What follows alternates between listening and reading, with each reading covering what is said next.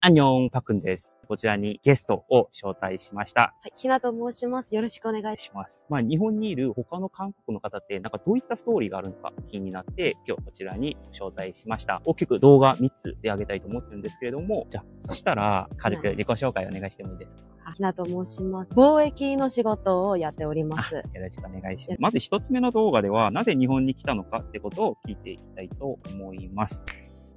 一番最初はですね、どのように日本という国に興味を持つようになったのか。最初はアニメ好きの鬼の影響で、アニメを見ながら、ちょっと音楽を聴いてきたんですけど、日本の音楽って韓国と結構違うんだなと思って、そこから日本への興味が始まりました。音楽が違う。具体的で言うとメロディか、歌詞が韓国よりもっと綺麗な感じ。表現が綺麗です。歌手で言うとどのような歌手が好き？ポーロック好きなんですけど、ポーロック。ディッシュというバンドご存知ですか？特徴とか魅力とかはどんな感じ？歌詞がむちゃ綺麗です。もう言葉にできないほど綺麗。はい。ぜひ聞いてください。はい。わかりました。聞いて。っていうところで、日本の文化っていうところに興味を持ち始めたっていうことですね。でも韓国にいる時から調べたり。はい。きっかけといえば、高校2年生の時に、君の水蔵を食べたいという映画を見て、北村匠海という俳優にハマりました。いろいろちょっと彼のことを知りたくて、動画とかいろいろ調べたんですけど、日本語全然わからなくて、悔しいなと思って、日本語の勉強始めようかなと。俳優がどういうことを話してるのか、知るようになりたい。はい。それで日本語勉強を始めたと思って。はい、そうです。難しくはなかった？難しかったんです。なんで自分のことを私じゃなくて俺というのかなって、そこから疑問が増えていて、自分だけじゃ無理かなと思って、日本語の学校みたいなところで勉強してました。すごい。だって、英語も勉強しようってなっても自分から勉強するっていうのはなかなか難しい。なかなか難しいんですよ。そして日本語の勉強したら、見える世界も違うようになってきたんです。そうですね。ミョンドンという観光客が多いところでバイトをしてたんですけど、日本語の勉強し始めてから、日本人と普通に喋れるようになって、友達が増えたり。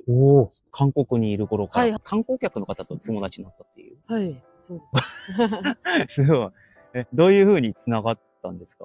最初にメニューとか説明するときに、店内ご利用ですかって自分から言ったら、日本語できるのってなって、そこから、よかったらインスタの交換しないって言われまして、そこから友達になりました。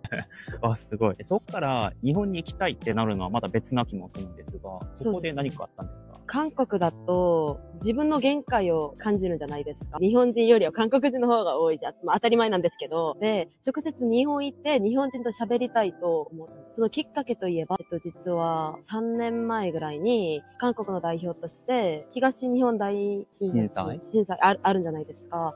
そこ行って、被災地で直接インタビューをしたんですけど、そこから日本人と韓国人の考え方とか違うんじゃないかなと思って。印象的なエピソードありました？韓国だとそういう事件が起こったら、そういう被災地を隠そうとしてるんじゃないですか。でも日本は、なんで隠すの？いろんな人がその事件をして、これからはそれがまた起きないように、みんなで頑張るしかないよって、そういう認識があること？記念館とか建てますか？で、そこでびっくりしました。考え方って全然違うなって。日頃から気をつけようみたいな、もう文化が根本的に違う。違います。そうなると、家族とか友達に日本に行くよって話すじゃないですか。その時の反応はどうでした？友達はみんな、まだいてないのって、みんな一緒でした。反応が一緒でした。もう、そういう日本人と仲良くなりたいだけじゃなくて、日本のアニメとかドラマの文化が結構好きで、いつか行ってみたいと友達にも言ってたんで、友達はみんな、まだいてないの？旅行とかで日本来たことはなかった？旅行で大阪とかは5回ぐらい。前から日本が好きだったんですね。家族とかはどうでしたか？家族の元から韓国を離れてってなると心配するかもと。心配は結構されたんですけど、そんなに日本好きと言ってるから、もう行ってらっしゃいみたいな反応でした。住んでみなさいみたいな。はい。結構前から日本に興味があること周りに言ってて、で、周りもなんとなく理解してくれてて。はい、そうですね。日本行くって難しかったことはなかったですか？お金が一番問題でした。思ったよりもいろんなところにお金がかかるんじゃないですか。敷金とか礼金とか、それも自分的には大変なことでした。そこは乗り越えるしかないっていう。そうですよね。お仕事とかで。一生懸命バイトをしました。当時バイトはどういったバイト？渋谷のカフェとホテルのフロントで働いてました。なるほど。日本に来る前にイメージしてた日本と、日本に来て実際見た日本ってイメージ一致してたんですか？日本に来る前から想像した日本って、道が綺麗、人が優しい、自販機が多い。一緒一緒。そうですね。で、実際に日本も来てみて、生活してみたら、優しさっていうか、それは人によって結構違いますよね。どこ行っても同じですよね、それは。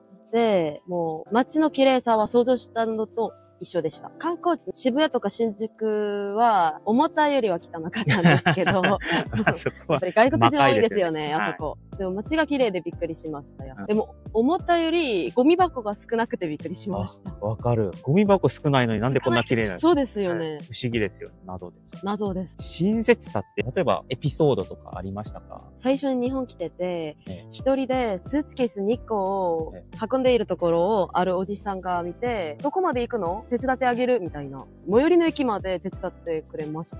そんな優しい日本人っているのって、やっぱり日本人って優しいなって感じました。それで終わり。終わりですよね。僕はそこからなんか詐欺されたみたいな。騙されたみたいな話になるかなと思ったんで、想像通りだと。人によって違うっていう。そうですよね。日本っていろんなところにトイレあるんじゃないですか。コンビニの中とか。それ知らなくて、なんかスーパー入って、店長のおじさんに、近くにトイレとかありますかって最初に聞いたら、知るかよみたいな。人によりますよね。あと僕、日本に来て感じるのは、優しさの形も違うかなと思う。韓国のなんか表情に出して、やるように情熱的な感じ。はい、日本人は控えめで、断るときも大回しでやるとか、はい、そういったことも感じられてる。はい。まだ日本人の今度の意味がわかります。はい、なんか韓国語で、시간 되면 밥 한 번 먹자という表現があるんですが、はい、で日本もなんか、今度遊ぼうってよく友達に言われてるんですけど、で、今度っていつってなるんですよ。